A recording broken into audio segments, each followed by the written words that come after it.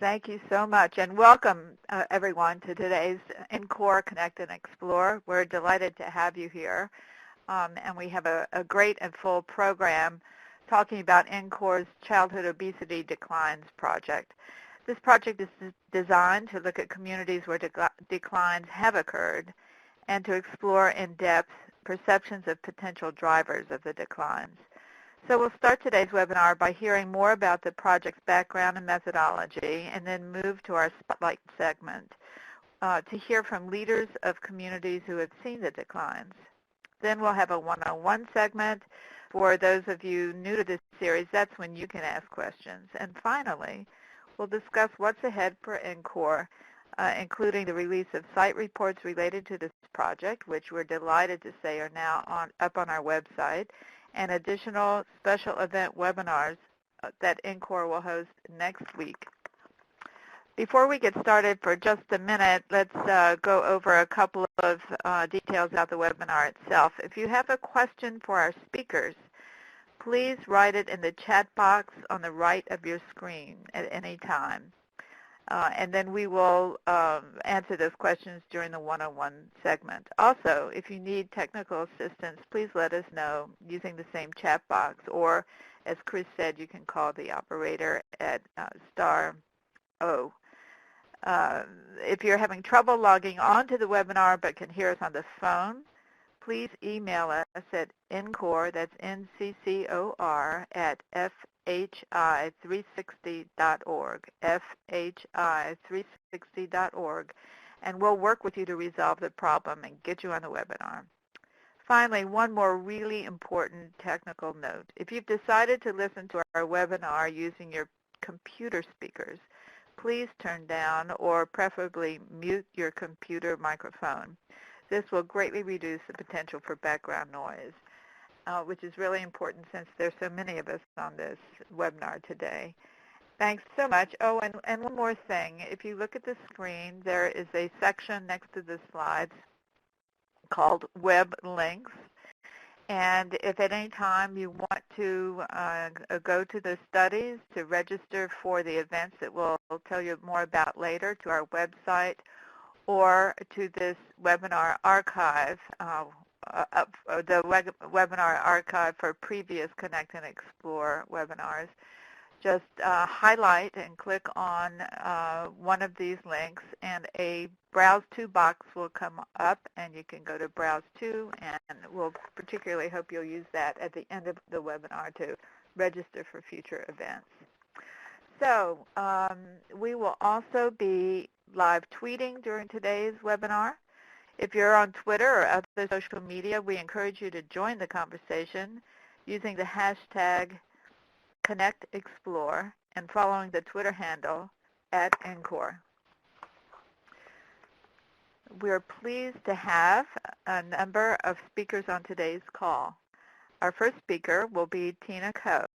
Dr. Coe is a program officer in the Research, Evaluation, and Learning Unit at the Robert Wood Johnson Foundation, and she's the lead for the Childhood Obesity Declines Project.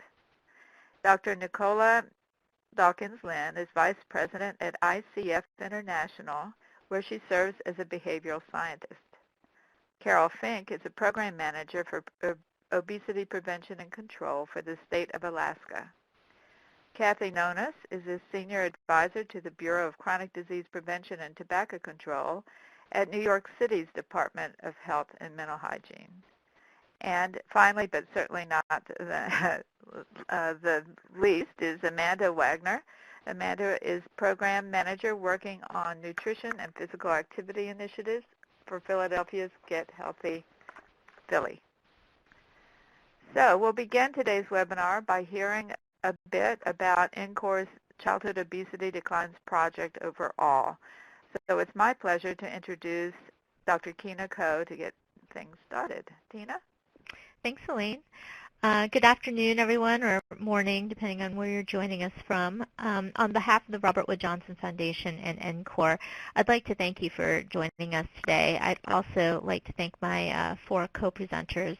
I'm especially excited that representatives from 3 of the 4 communities that are highlighted in this study could participate in this webinar with us. So as many of you know, for the last several years, the U.S. has been seeing a growing number of signs of progress in childhood obesity rates around the nation.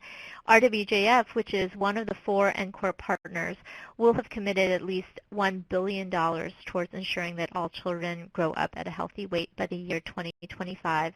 And we funded the study 2 years ago because we wanted to learn from these communities, these signs of progress, to understand not only what strategies were implemented, but also to learn about what factors either facilitated or impeded the implementation of those strategies. Our hope was that this study would give us a better sense for what might have contributed to the declines that these communities were experiencing. Next slide. So RWJF awarded a $640,000 21-month grant to the organization ICF Macro, whose team was led by Dr. Nicola Dawkins-Lynn, who you will hear more from next.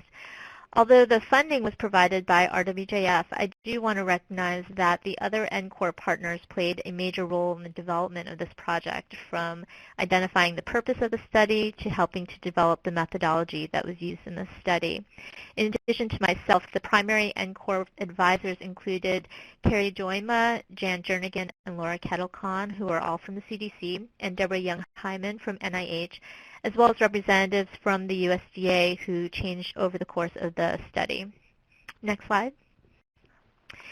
The study included 3 major sets of activities, which began with a fairly intensive process for selecting the 4 communities that participated in the study.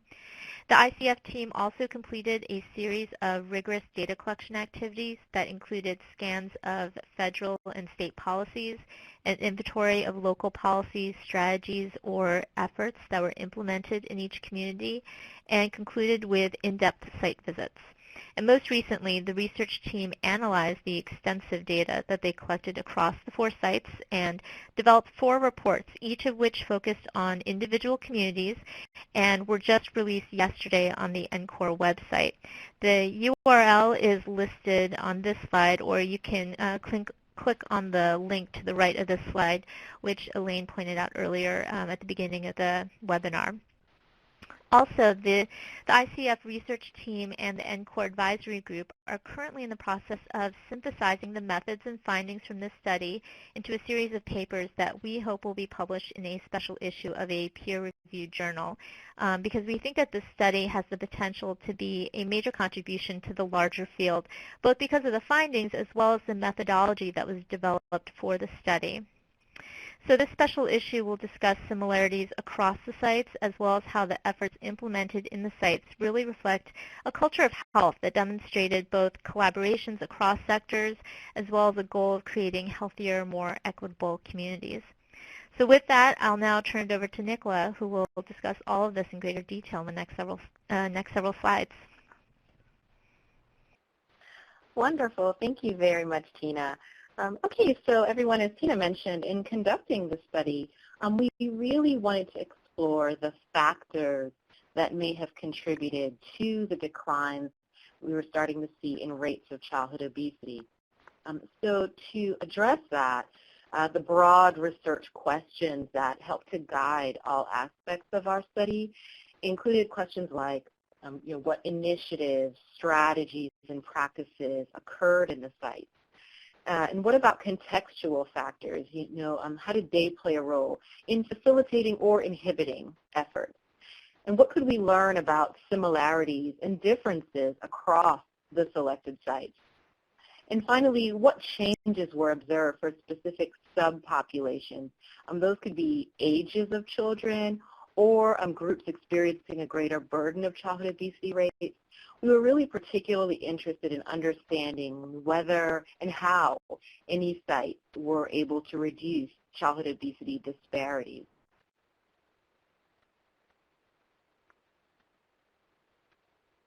So to help with addressing that, we began this work with a careful site selection process.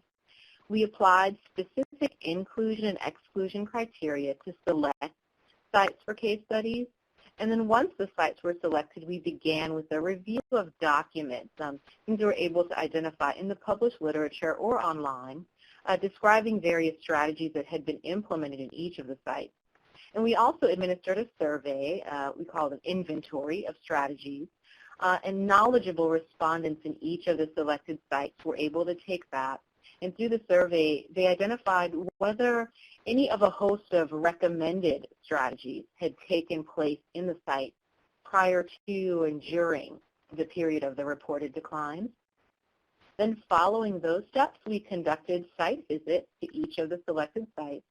And there we had the chance to interview 20 to 30 key informants across settings like early care and education, in schools, those working in community organizations, and in healthcare. And we asked these individuals to share what they knew about how various strategies were implemented, who was involved, and what barriers and facilitators were experienced along the way. And then finally, our team conducted a policy and contextual scan for each of the selected sites. And that search allowed us to identify relevant federal and state policies, as well as demographic characteristics in each of the sites, again, prior to and during the period of the reported decline. Okay, so as mentioned, we applied particular criteria to help us with selecting sites for the study. We began this with a search of the literature and popular media to identify sites that were reporting some declines in their rates of childhood obesity. And when we began the work, 19 communities were identified with reported declines. Those included 16 cities, 2 counties, and 1 school district. And then we applied criteria to assure that we would be able to select sites that had objectively measured heights and weights by staff, such as school nurses who were trained to take those measurements. We also sought sites where the reported decline could be confirmed as statistically significant. So when needed, our team requested data from the site to perform those significance tests. So we were able to confirm that the site had attained a statistically significant reduction in its rates of childhood obesity. We also sought cases where the site had a baseline for its data collection that was during or after 2004. That's because that was about 10 years prior to the initial start of our study, and we wanted to assure that it would be within a window where respondents would be able to reflect on what had occurred during that period of time. And similarly, we sought cases where the follow-up data collection was during or after 2009, so about 5 years prior to the initial start of our study. And so, of course, that equals a minimum of 2 data collections, and we were interested in the additional data points if they were available. So following this assessment, 4 communities were responsive and met all of these criteria, and those were Anchorage, Alaska, Granville, North Carolina, Philadelphia, Pennsylvania, and New York City, New York. And you'll get to hear from 3 of these today, and as Tina mentioned, the 4 detailed site reports are now up and available on the NCCOR website. Okay, so we also noted a few similarities across the sites that I thought might be helpful to share. One was really that in each case, a tremendous number of efforts were implemented over time. So many of the efforts worked to address nutrition in schools, in early care settings, and in communities overall. Also, the sites tended to be early adopters of nutrition policies, such as those that were later mandated through federal policies like the Healthy, Hunger-Free Kids Act. And we also learned in each site about receiving support for their nutrition and physical activity efforts from elected officials like mayors or school district superintendents. And then also in cases where sites attempted to implement community-wide initiatives, like for example a soda tax or a large mayoral initiative. Well, even in cases where that particular initiative might not have been successful, respondents reported that the effort raised awareness of the need for improved diet and physical activity across a broad spectrum of those in the community. So those are just a few of our observations, but I'll turn it over now so that you can hear more from representatives of the communities themselves. Thank you so much, Tina and Nicola. And now, as Nicola said, we'll turn to the spotlight segment to hear from those 3 site leads. Each of our speakers will provide a brief overview and discuss declines that occurred in their area and some of the lessons that they've learned. So first, I'll turn it over to Carol Fink, Program Manager for Obesity Prevention and Control for the state of Alaska. Carol? Yes, good morning from Alaska. I'm honored to be here today representing the municipality of Anchorage report and adding to the obesity prevention evidence base. Anchorage is Alaska's largest city with 41% of the state's population. It encompasses almost 2,000 square miles and is about the size of Delaware. The Anchorage School District educates just over 48,000 students and is ranked 97th in size among U.S. school districts. Minority students comprise more than 50% of the student population. Student obesity prevalence is monitored and was monitored through a partnership. School nurses collect height and weight during routine health screenings and enter the information into an electronic school record. De-identified records are then shared with our program, Alaska's Obesity Prevention and Control Program, and we analyze and provide the reporting. The results referenced in the report include height and weight measurements for 86% of the total student enrollment. We looked at grades K1, 3, 5, and 7. And during the 8-year period between 2003 and 11, obesity rates among Anchorage School District elementary and middle school students declined by 2.2%. Results were published in a CDC Morbidity and Mortality Weekly Report in May of 2013. And as you can tell from the photo, Anchorage has amazing recreational access. Next slide. In 2003, the first statewide obesity prevention summit was held. The summit inspired municipal, school district, and state officials to assign staff to obesity prevention efforts. By 2004, the Anchorage mayor had formed a task force on obesity and health. The task force work increased public awareness of the health consequences of childhood obesity, improved child care licensing requirements around physical activity and nutrition, encouraged a variety of agencies to engage in improving the health of Anchorage residents, and guided the development and adoption of the Anchorage bicycle and pedestrian plans. The mayor's task force inspired the Anchorage School District superintendent to form a school-specific wellness team, which resulted in increased weekly physical education and health instruction time for elementary students. Our PE went from 30 minutes a week up to 60 minutes a week. We prohibited soda sales during school hours and improved school lunches to meet stricter nutrition standards, expanded the National School Lunch Program to the high school students, and increased the number of students participating in the Healthy Futures Challenge, the free school-based physical activity challenge run by Alaska nonprofit organization. It was really an impressive list of policy and program changes in both the community, early care, and school settings. We did encounter some barriers, though. One was that there were a lot more ideas and possible solutions identified by the task force and wellness policy team than there were people available to work on them. So some good ideas and solutions weren't implemented for this reason. The major facilitators for our success in Anchorage was a perfect alignment of timing and factors. We had our first report on the Anchorage school student obesity prevalence, and that documented the problem at a local level. And that local report really was powerful and spoke to our elected leaders. We had really strong leadership from our mayor and our superintendent. Additionally, we had the reauthorization of the Federal Child Nutrition and WIC Act that mandated that schools address student obesity prevention. We had the resources allocated to the initiatives by the mayor and superintendent, and both of these leaders were willing to support policy changes in our community and in our schools. Next slide. So what did we learn? We learned that strong, high-level leadership makes a difference. We learned that a broad set of policies applied by a large group of partners over a period of time can affect health behaviors and reduce childhood obesity rates. While obesity rates among Anchorage students have not increased since 2011, the decline in obesity rates seen in this report have not continued. This leaves many children at increased risk for weight-related health problems, including type 2 diabetes, high blood pressure, high cholesterol.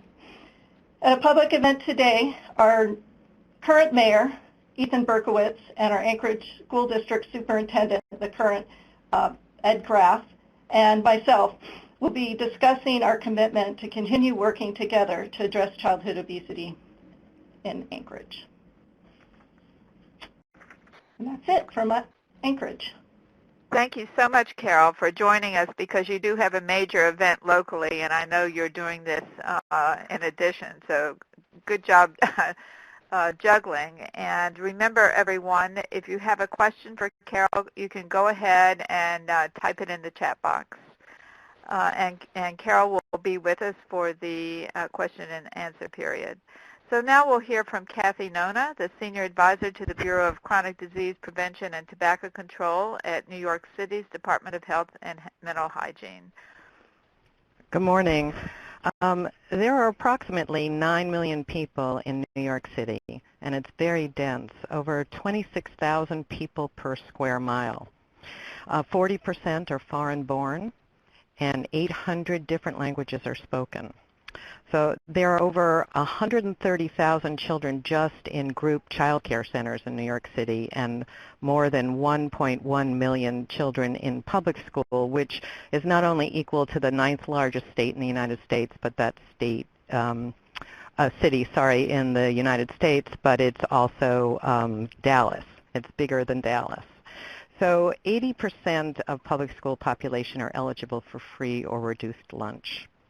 Now, in New York City, a lot of our agencies work together, which is really helpful. And one way that I can explain it to you is in the school health area. School health is a bureau that has dual responsibility and therefore dual reporting to both the Department of Education and the Department of Health in New York City. So, for instance, the New York City Fitnessgram is another example of agencies working together. Since 2006, the Department of Education trains physical education teachers to measure students, and the Department of Health cleans and analyzes the data, and then we both publish the results. So currently we have over 1 million BMIs that we can compare longitudinally over multiple years, and together we've published a number of papers on this data. In this particular report, we saw a 5.5% decline in obesity among children from K through 8th grade. Next slide, please. So in looking at change, policies tend to be far-reaching, but implementation often needs programmatic work to help the policy be more effective. In New York City, we've kind of run the gamut. We've used policy that affect everyone, like menu labeling and trans fat restrictions, policies that affect a large subset of the population, such as a mayoral executive order for food standards that affect all city agencies, including schools, senior centers, child care centers, and even jails, and changes in nutrition and physical activity cemented through the health code changes that affect children in day camps and daycare as well as schools. So, for example, in the case of reducing sugary drinks, we used many of these policy changes to reduce sugary drinks in child care centers, in public schools, in day camps, and in all city agencies. So wherever a child went, it would be difficult for them to actually get sugary drinks in those places. The picture you see here is our Voices NYC is from a bus tour that went through all 5 boroughs of New York City with the hashtag #SodaKills. And it was run by teens across the city, and it had music blaring, and it generated about 250,000 impressions. In our data, we're now seeing a significant reduction in sugary drink consumption in both teens and adults. So another key factor is our district public health offices. These are offices that are in areas with the highest need, where rates of chronic disease and poverty are highest. And the goal of these public health offices is to forge community partnerships to improve the health of the residents. So most of our programming, which everybody knows, is limited by funding, starts in these areas where we know that there's the highest need. Barriers are always funding, and we find that food marketing, that the companies have a lot more money to market than we do. So we have to think of original ways in which to get to populations. Next slide, please. With all that, the biggest successes are those we've been able to forge with other agencies, with the City Council, and with community-based organizations. So we've included a lot of evaluation, not only to help prove our own successes, but also to help us improve upon our own work and give information to help others design theirs. So this picture here is a program we developed with the Department of Education to increase physical education in small spaces like overcrowded classrooms. And it includes physical activity with Common Core integration. So we have one for childcare, one for K through 3rd grade, and one for 4th to 5th grade. So far, over 9,000 teachers have been trained on the program in just public schools alone, and this has helped increase physical education minutes in the elementary schools. We have, as I said, about 1.1 million school kids, about 800,000 of them in elementary school. And as Nicola was saying, finally, we try to keep in mind that each time we make a change, it changes the environment for the next person to make a change. It raises the floor. And each of us learns from each other. Each failure gives strength to the next jurisdiction to try it. Believe me, we have a lot of jurisdictions to thank for a lot of our changes. And each success leads to a similar success somewhere else. So we hope this is just the beginning, and we're going strong for the future. Thank you.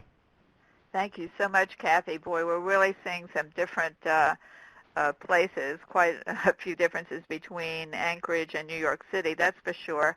If you have a question for Kathy, please go ahead and type it in. And thanks to both Carol and Kathy for some of the lessons learned that we might be able to discuss a little bit more later.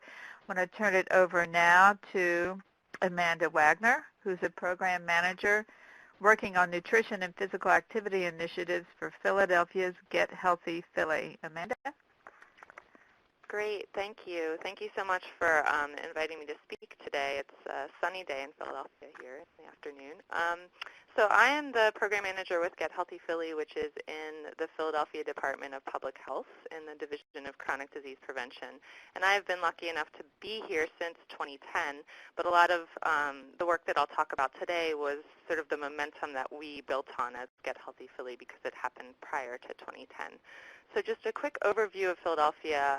It's a city of more than 1.5 million, and it has one of the highest rates of poverty and diet-related chronic disease among the 10 largest cities and counties in the U.S. And we really do see those as being interrelated, and all of the work that we do and that our partners do, we really try to think about not only what can have citywide impact, but what can also help address sort of the social determinants of health and healthy food access and equity. A lot of the data that I'll report was from the public school system, so just to give you some quick background on that, the School District Philadelphia has about 135,000 students in K through 12.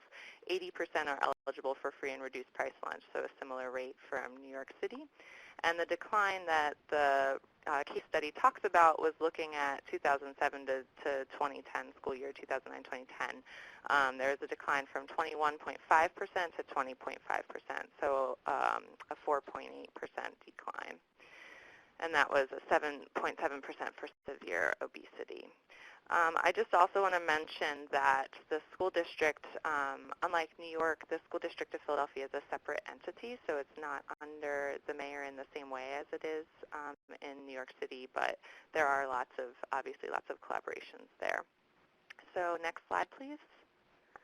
So what do we think attributed to this decline? So I'll have to say, we think that these are potential factors. The data was collected from school nurses, BMI data, and the study didn't necessarily say definitively what were some of the causes, but we think that a lot of the contributing factors to this decline happened within the school system in Philadelphia. So first of all, Philadelphia was one of the first school districts to have the universal access to free lunch program. So that was reducing the barriers to parents to apply to get the school lunch program. So it made it easier for eligible families to participate. And the school district started that in 1991. So they were prior to any of the larger national rollouts of that initiative, and it's had great success in increasing access. Second, a variety of partners have a very comprehensive nutrition education program within the school system funded through SNAP-Ed. So there's, both access to school meals and then this nutrition education component to it for a large section of the school district. And then third, we really think a comprehensive nutrition standards were passed from 2001 to 2010, and I think that was things like removing deep fryers, reducing sugar in milk, removing soda from the vending machines in schools and sugary drinks. So that was also prior to the Healthy Hunger Free Kids Act rolling that out nationally, and that process is really important. So it was both the school meals, outside of school meal food, and then nutrition education really providing a well-rounded support for students within public schools in Philadelphia around healthy eating. Some of the continued barriers, I'll mention again, it was a 1% decline, so it's significant, but it also means we still have a lot of work to do. And, there's lots of places where people access food outside of the school system, so thinking about ways that we can continue to address that. And one of the facilitators specific to getting this data, I would say, is being able to have an MOU with the school district to be able to have this surveillance data so that we can measure our collective progress over time. Next slide, please. So then lastly, the lessons learned, I'll say again that the decline is promising, but we think there still is more work that needs to be done. So really thinking through what else we can be doing to address, 1 in 5 students being overweight or obese in Philadelphia. We don't think there's one strategy that would be the answer. So there needs to be multi-sectors, multiple settings, thinking about all of the places where families and people live, work, learn, shop, and play.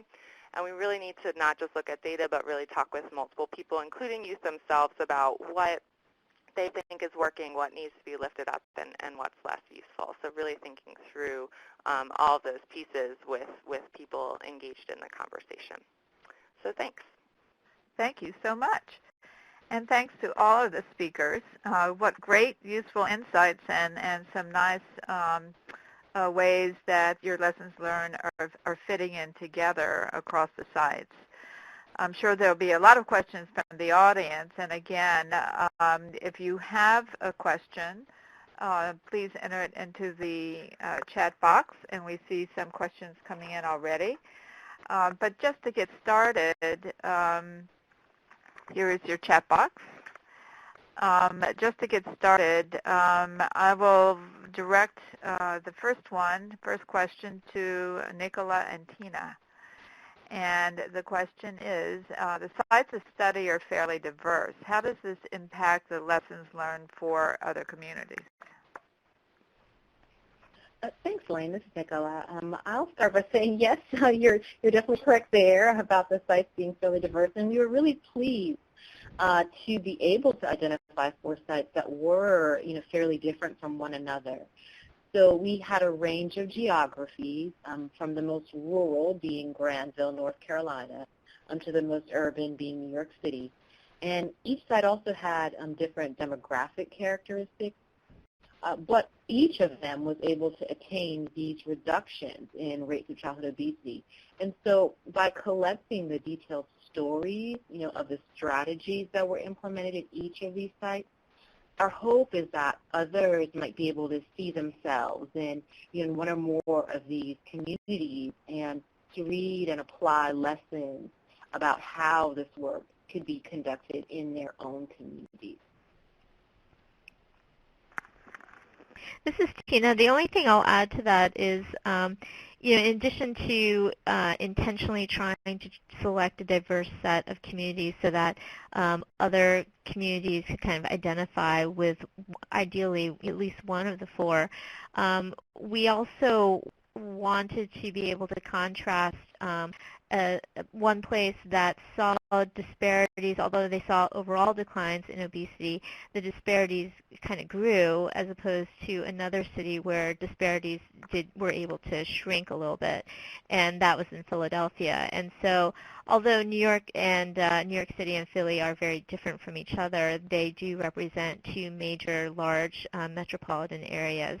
And so we thought that the ability to kind of see how the approaches between the two cities differed might help to provide some insight as to why Philadelphia saw those declines and disparities, whereas New York City may not have. Thank you, Tina. And so we now have a question for Carol in Alaska. What are some of those additional ideas or solutions that you all had but were not implemented? Well, as I mentioned, our mayor had a task force and an extensive plan was put together in there. And while there was an entire chapter in the task force plan was dedicated to land use and building design standards, and while the municipality assigned staff, to ensure bicycle and pedestrian objectives in the plan were implemented, they didn't have the additional resources to assign a staff to the specifics of land use and building design standards. And so when you reflect back now, you'll see we have had a lot of improvements in our bike and pedestrian infrastructure here in Anchorage because of that. However, when you look at our land use and building design standards, we've made less progress. So it just sort of shows how important it is to have somebody assigned to take the responsibility to get the work done. But you have to have the resources. Thank you. Well, that seems really critical. Thanks for that.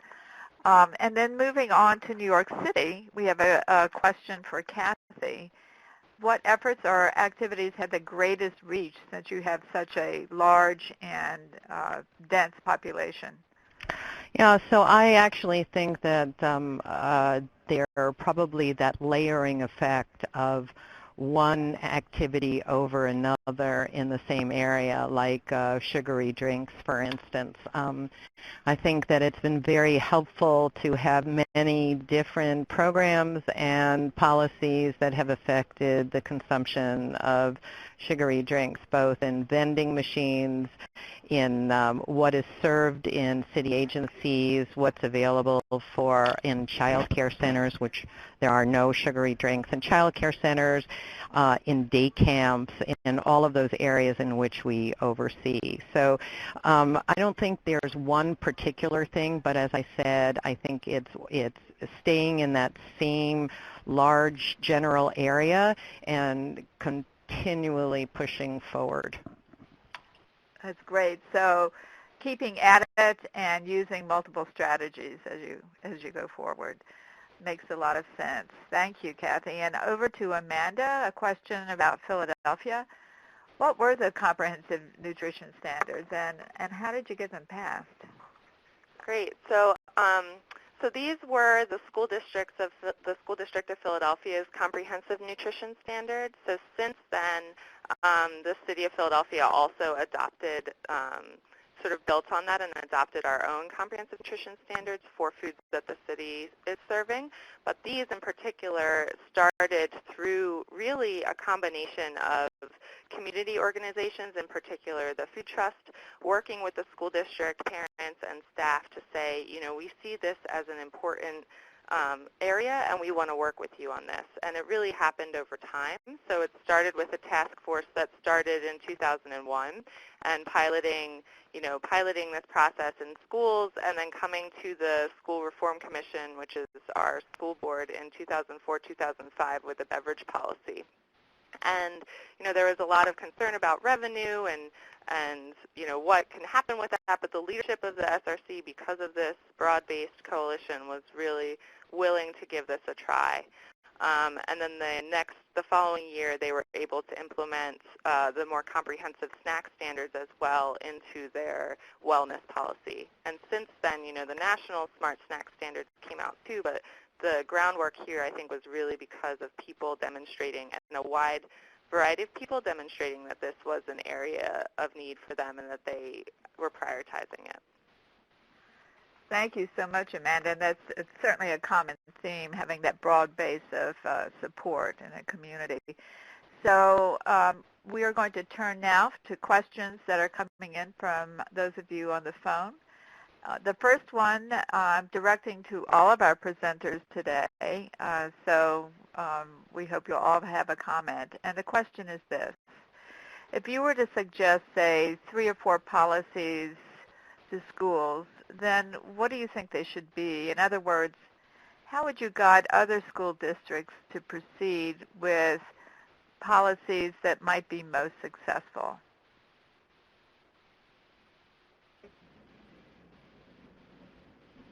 This is Kathy. I think that it really depends in the area you're in. Some jurisdictions are friendlier than others. So I think first thing you have to do is go with the one that's most acceptable to the most people. And that's your first layer.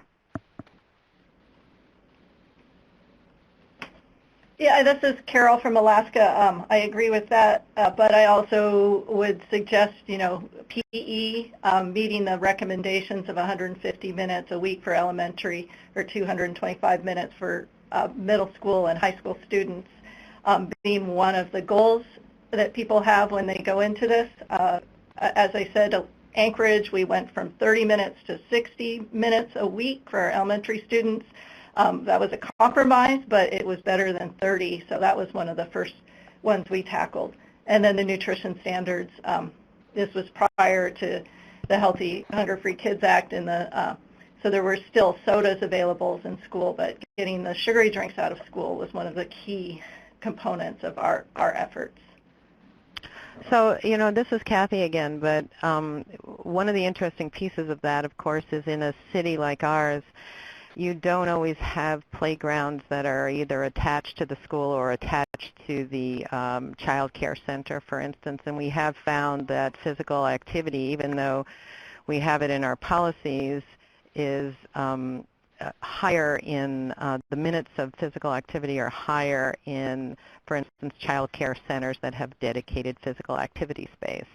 That, of course, makes sense, but then we also have to think about ways in which to do physical activity in then small spaces, which is how we developed Move to Improve. So again, I think it's really important to look at what kind of jurisdiction you have and, where is your best chance for moving the needle a little bit. And this is Amanda. I'll just add, I think I already mentioned some of the school policies that I think were effective, access to school meals, the comprehensive standards. I also agree that PE and PA, so not just physical education, but physical activity, to get, because maybe that combination can get it a little bit closer to the 150 minutes a week. So I think that those are all, really critical, and finding ways that you can do that within small spaces, with the staffing and rostering that you have, and with, making sure that it's not then taking away and thinking about the whole balance, the whole child approach. So it's not you have PE and that cuts out art and music. So what are creative ways that we might be able to find that we can do all of those things, I think is a challenge that we're, constantly impressed by our districts, pushing forward with those questions and trying to figure that out. Any other comments? Okay, great, and clearly a combination of policies and across healthy eating and active living as well. So thank you all. And we have another question for all of the presenters, if I can find it here. There's so many questions, they're getting a little bit overlapping each other. Hold on one second.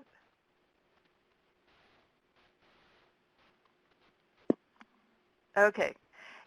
In any of the sites, Alaska, New York City, or Philadelphia, other than the partnerships with education, what are some of the other types of agencies or sectors that were key to your initiatives?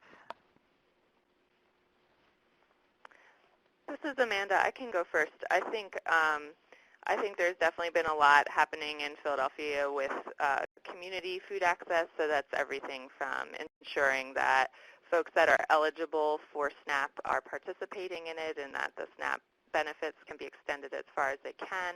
There's been work by others in early child care as well and child care, and we've been trying to identify opportunities for the health department moving forward to also be looking at nutrition and physical activity in child care.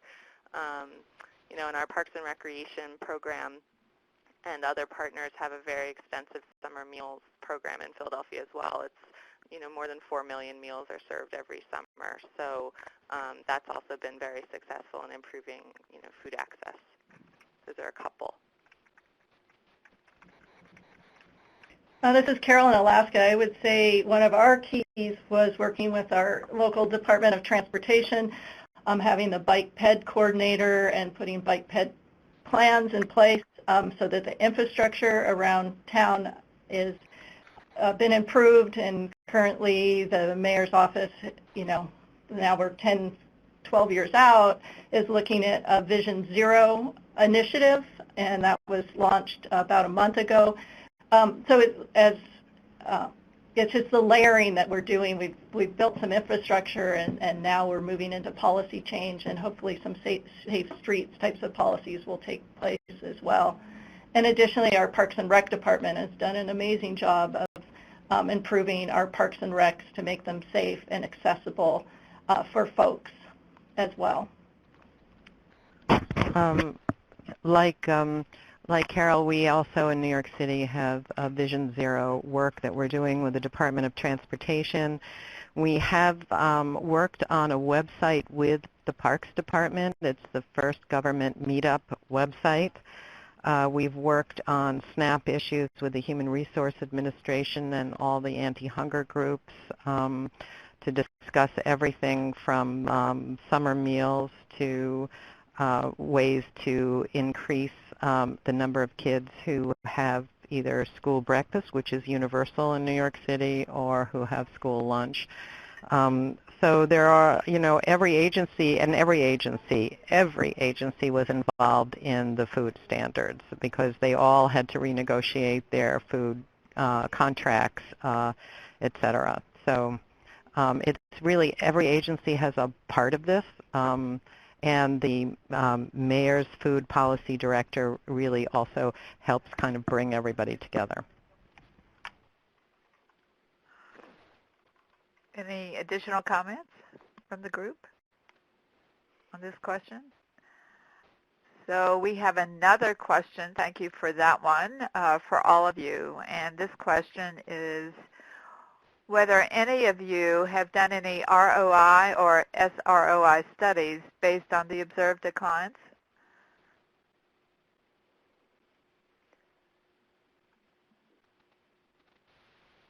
Anyone?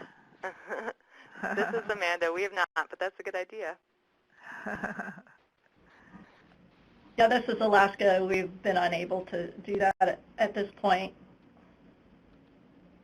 Yeah, this is Kathy. We haven't either. Actually, Steve Gortmaker in Harvard has been looking a lot at ROIs and childhood obesity, and he's got a lot of published a fair amount of work on this if people are interested.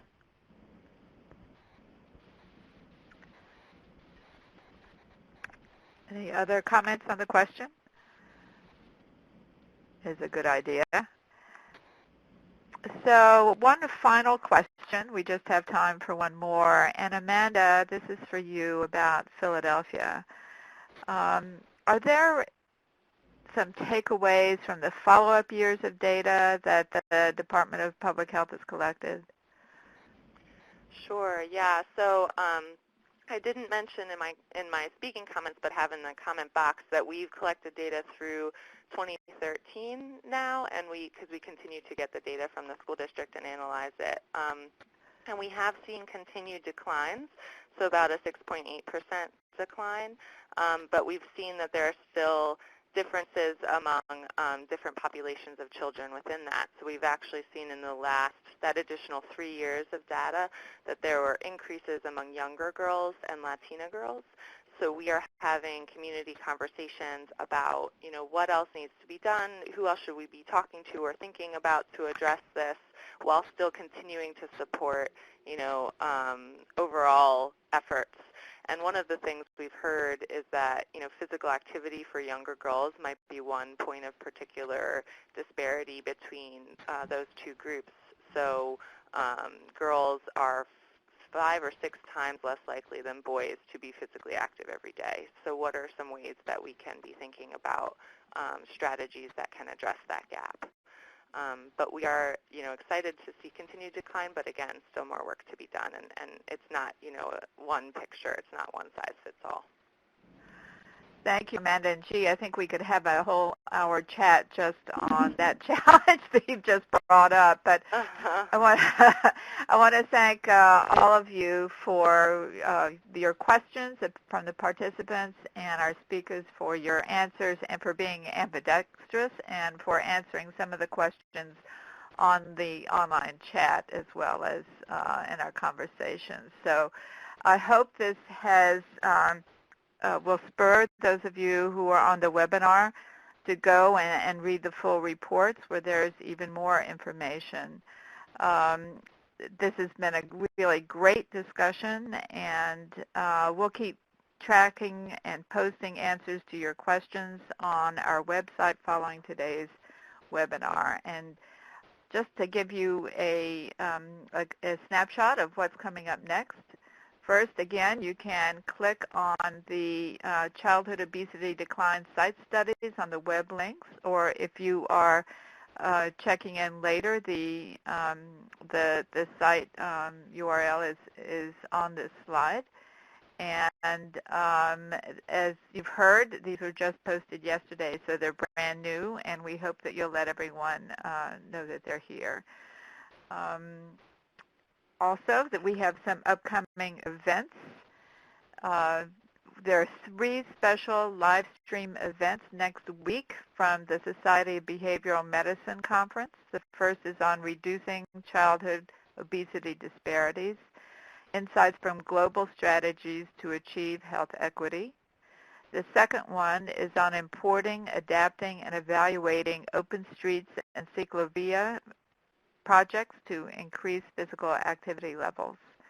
And if you would like to register, there is a link here, but also there is a web link right on the website. Again, you can click there and then click on Browse To and register right now.